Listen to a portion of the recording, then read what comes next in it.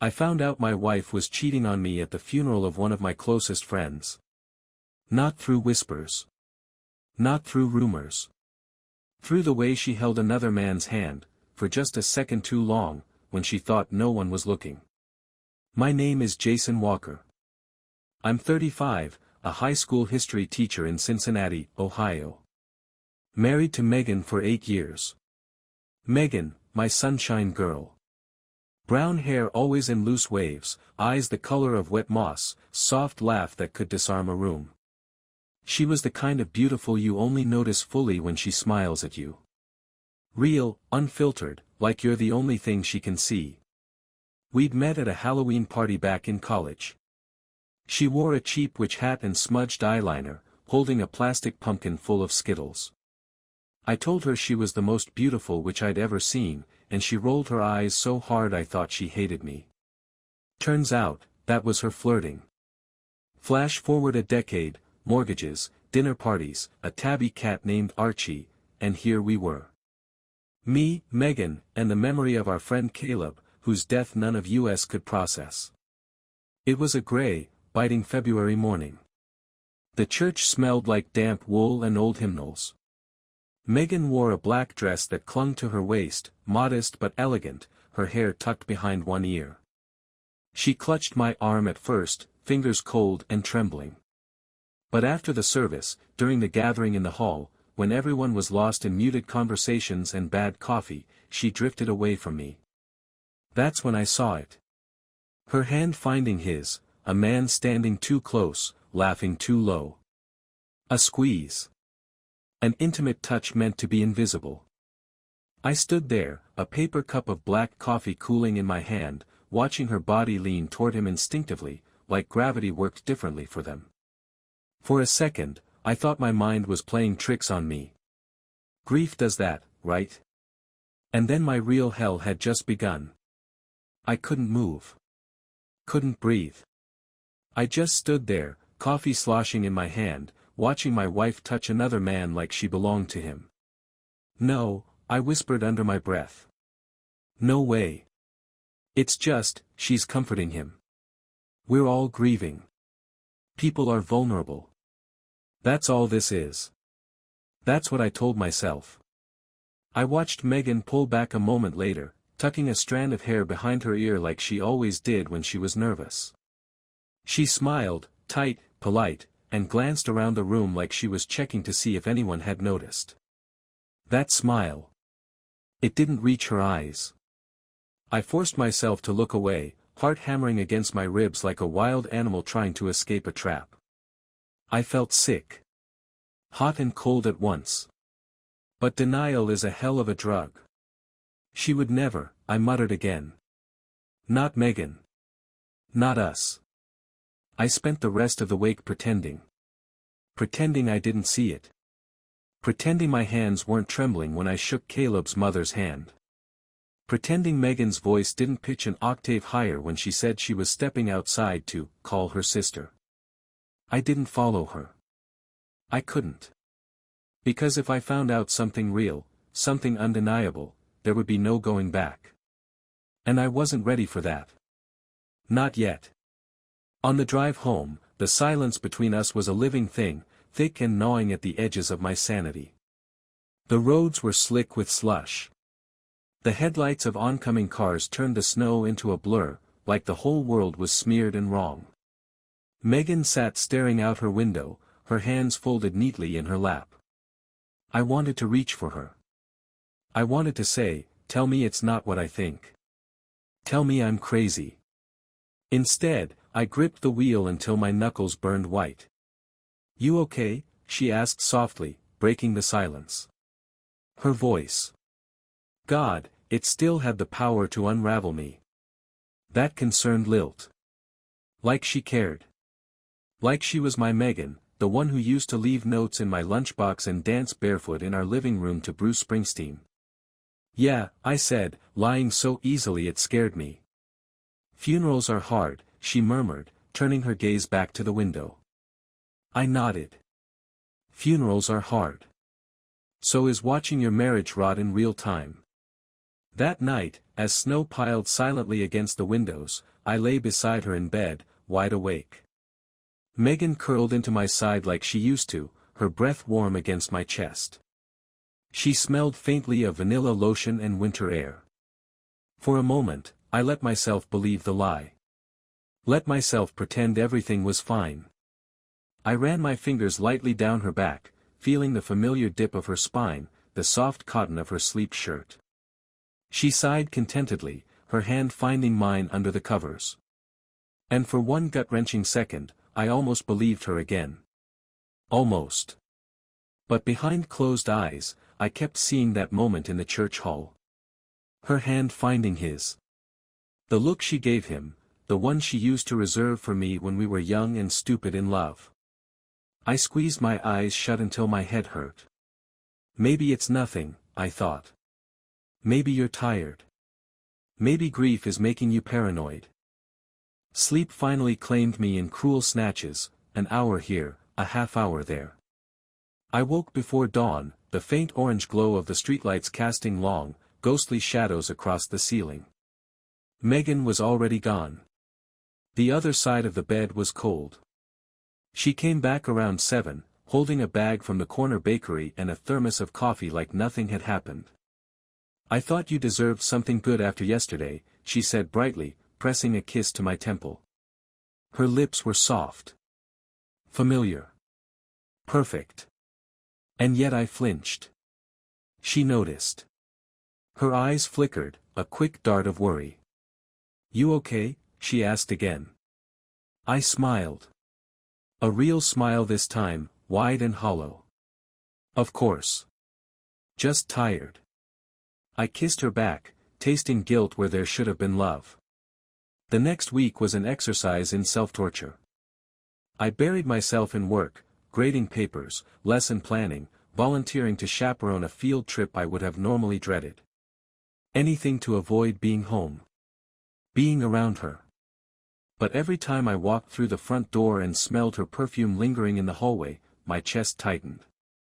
Every time she laughed at one of my stupid jokes, a little too loudly, a little too fast, it scraped at the raw edge inside me.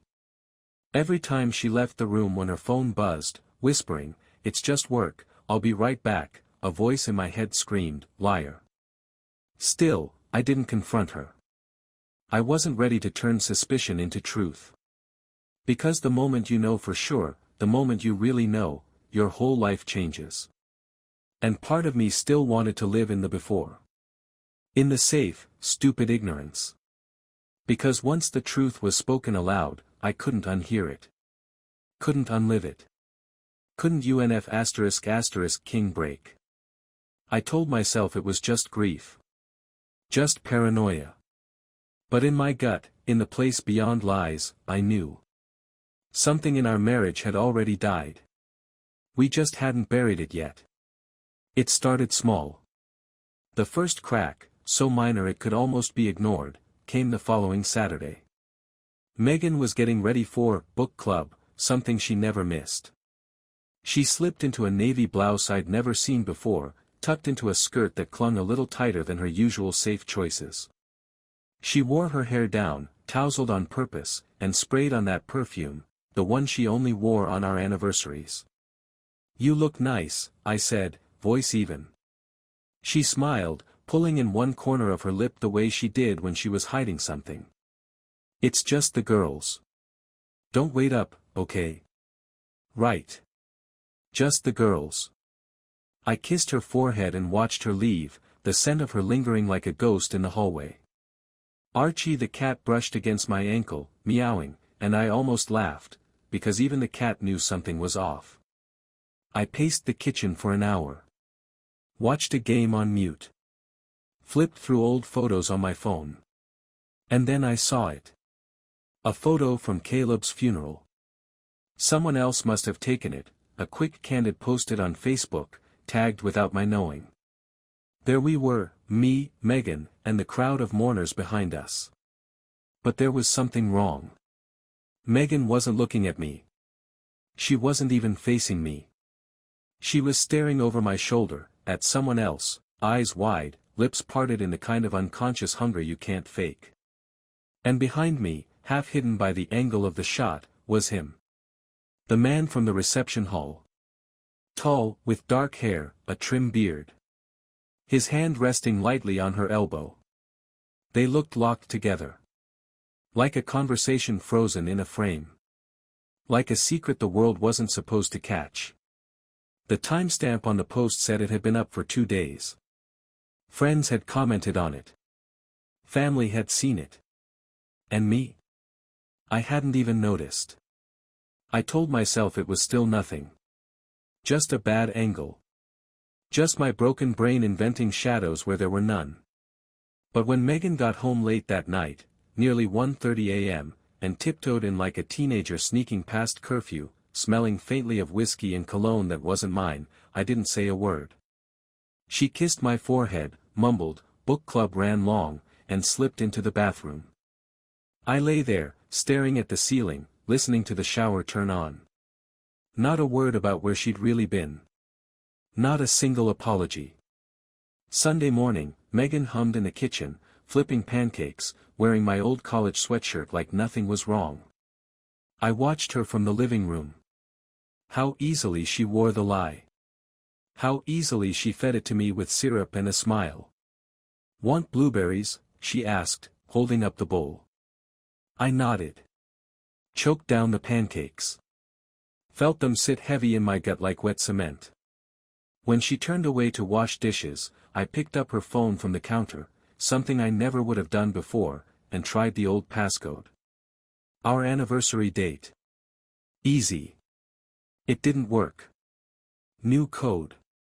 New secrets. That night, after she fell asleep with her back to me, I sat on the floor of the living room with my laptop. I wasn't even sure what I was looking for. But when I typed her email into a people search site out of desperate instinct, something came up. An account under her name. On a site called Severance. I clicked. Severance wasn't a dating app. It was worse. It was a place where married people met to arrange clean break affairs. No mess. No promises. No feelings. Anonymous. Efficient. Disposable. My hands shook. I paid the fee to access the profile. And there she was. Username, Bright Eyes 84. Her bio. Married but lonely. Not looking to change my life. Just looking to remember how it feels to be seen. Favorite activities, long drives. Dimly lit bars.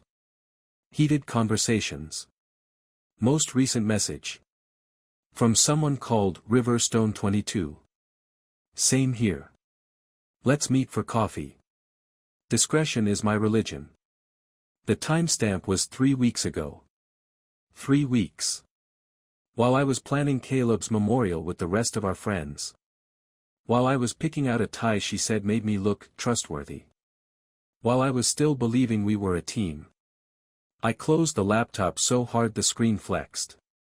Archie, curled in the chair, opened one eye and meowed low, like he could feel the storm boiling inside me. I didn't cry. I didn't rage. I just sat there, the glow of the dying streetlights painting long, broken shadows across the floor. Because there it was. The evidence. The proof. The truth.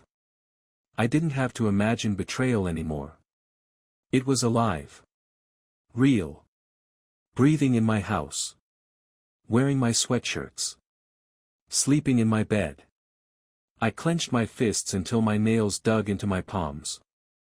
I wasn't ready yet. But I was close. Because denial could only shield me for so long. And now, the mask Megan wore was slipping. And underneath?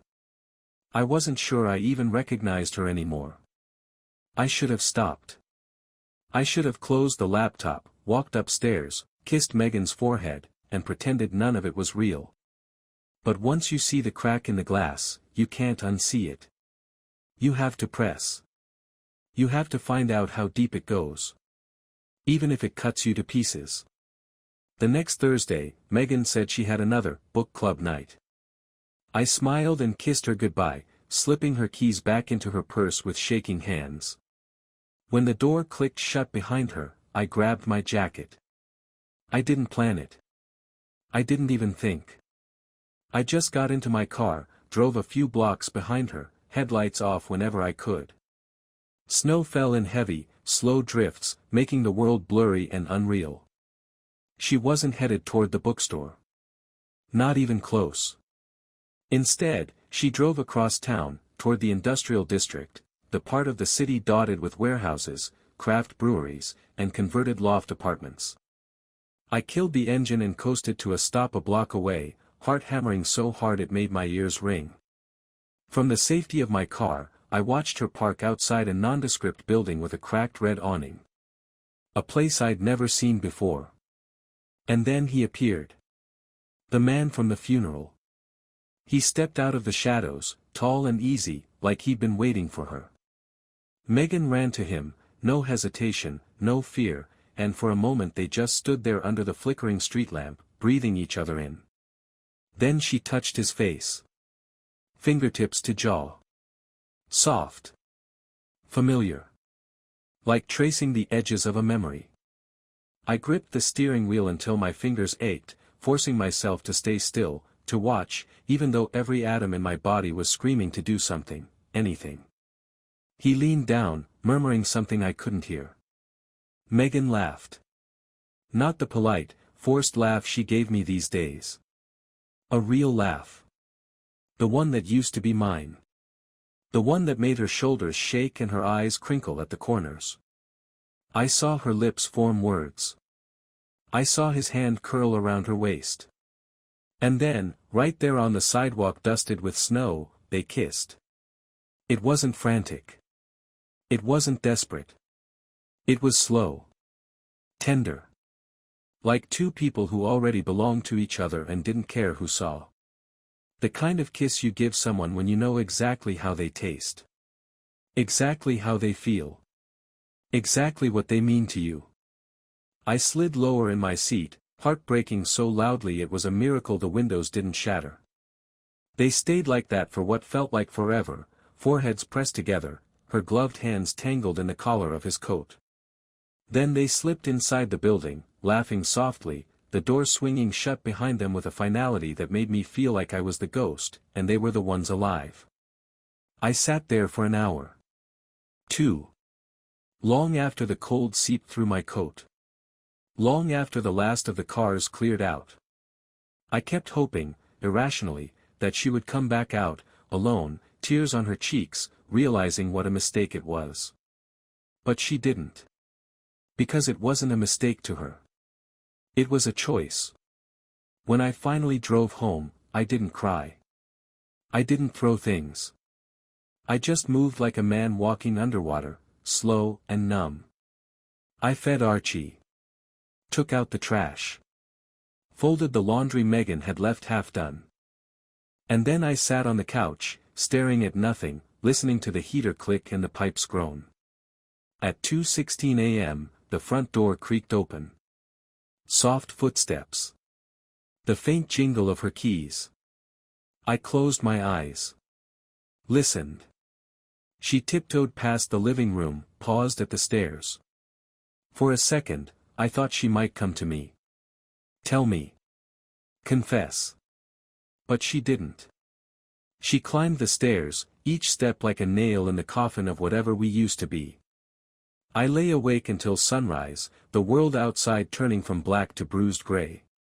At some point, Megan stirred beside me, slipping her arm around my waist, pressing her face into my back like she needed me. Like she still loved me. I squeezed my eyes shut, fighting the urge to sob. Because it wasn't love. Not anymore. It was habit. It was muscle memory. It was betrayal wrapped in a familiar touch. I thought about the first time I kissed her. We were 22, sitting on the hood of my beat-up Honda after a midnight movie, our breath fogging in the cold night air. I was so nervous I almost missed her lips. She laughed, tugged me back, kissed me slow and sure, and whispered, "See? Easy. Loving her had been easy. Trusting her had been easy. Losing her. It was the hardest thing I'd ever do. As the morning light bled into the room, I realized something brutal and true. Megan wasn't torn between two worlds. She had already left mine. I just hadn't caught up yet. The days after that night bled together into one long, aching smear. I went through the motions like a man puppeteered by memories: shave, dress, drive to school, teach kids about wars and revolutions, smile like a man who hadn't just watched his whole life collapse behind his ribs. Megan acted normal. Too normal. She kissed my cheek in the mornings.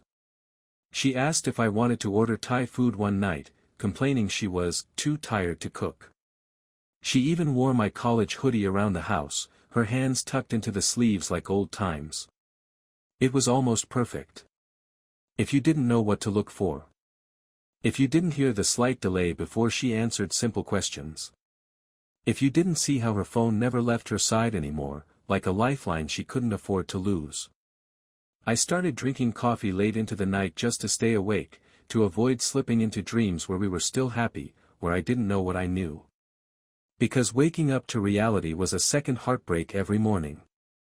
One night, about a week later, Megan fell asleep on the couch after a fake yoga class that probably ended in his bed. I sat across from her, studying her face. The faint crease between her brows. The way her mouth twitched when she dreamed. The little freckle just above her right eyelid. All things I used to love so fiercely it hurt. Now they were fossils. Remnants of a world that didn't exist anymore. I opened my laptop. I still had access to her email, an old link saved in the bookmarks she didn't realize was there. I found flight reservations. A weekend away. 2 tickets. Her and Michael. Leaving Friday afternoon. Returning Monday. A hotel by the lake. 1 room, 1 king bed. No accidents. No misunderstandings. She was going away with him. Planning to sleep in a bed that wasn't ours, wrapped in someone else's arms, while I sat at home feeding Archie and pretending my heart wasn't bleeding out quietly in the living room. That's when I knew. I couldn't stay silent. I couldn't rot in this house while she lived 2 lives. I had to reclaim what little dignity I had left. I wasn't going to scream. I wasn't going to beg. I wasn't even going to cry. I was going to end it. On my terms. I spent the next few days preparing. I called my sister, Hannah. Told her I needed to stay at her place for a while. She didn't ask questions. I gathered my important documents, passport, insurance papers, tax forms, and stored them in a box in my trunk. I withdrew half the money from our joint account and moved it into a private one. Megan would notice eventually. But by then, it wouldn't matter. Every night, I rehearsed what I would say. Words like knives. Words like armor. Words that would cut through whatever theater she tried to stage. I stopped sleeping beside her. Told her I had a cold. That I didn't want to get her sick. She bought it. Or maybe she didn't. Maybe she just didn't care enough to ask. Thursday night, the night before her flight, I packed a small bag and left it hidden in the back of my car. Megan sat across from me at dinner, twirling spaghetti around her fork, chatting about nothing, about work, about her sister's new puppy, about the weather. I nodded at all the right times. Smiled when appropriate. Inside, I was hollowing myself out. Making room for the explosion that was coming. The next morning, I woke up early. Watched the sun bleed pale light through the blinds. Today, I thought. Today you stop bleeding for someone who doesn't care you're dying. Megan was in the kitchen when I came downstairs. She wore a simple blue blouse and black jeans, comfortable, casual, like she was just heading out for a normal day. Her suitcase sat by the door, zipped and ready. She was humming under her breath, something tuneless and bright. Like she wasn't about to leave me for the weekend to sleep in another man's bed. Like everything was fine. "Morning," she said, smiling that soft, sweet smile that used to undo me. "Morning," I said back, voice even. I poured myself a cup of coffee. Black. No sugar. No cream. Bitter. Honest. She glanced at her watch. "I'm meeting Danielle in an hour to carpool to the retreat. You know, the one we planned last month." "Right," I said, sipping my coffee slowly. "The yoga retreat." She laughed lightly, nervously. "Yeah. It'll be good for me. Clear my head." I set the coffee down carefully. Watched her. Really watched her. The way her fingers tightened around her mug. The way her eyes flickered toward the door. The way guilt sat just under the surface of her skin, like a rash she couldn't quite hide. "You should go soon," I said. "Don't want to miss your flight." Her head snapped up. For a moment, she froze. Then, recovery. A tight laugh. "Flight? What are you talking about?" I tilted my head. Studied her. "The one you booked with Michael," I said. Silence. Dead, cracking silence. Her face drained of color so fast I thought she might faint. Jason, what are you?" "Save it," I said quietly, stepping closer. "Save the lies. Save the show." She opened her mouth. Closed it. Opened it again. "You went through my things," she finally choked out, voice sharp and brittle. "I found what you were so desperate to hide," I said.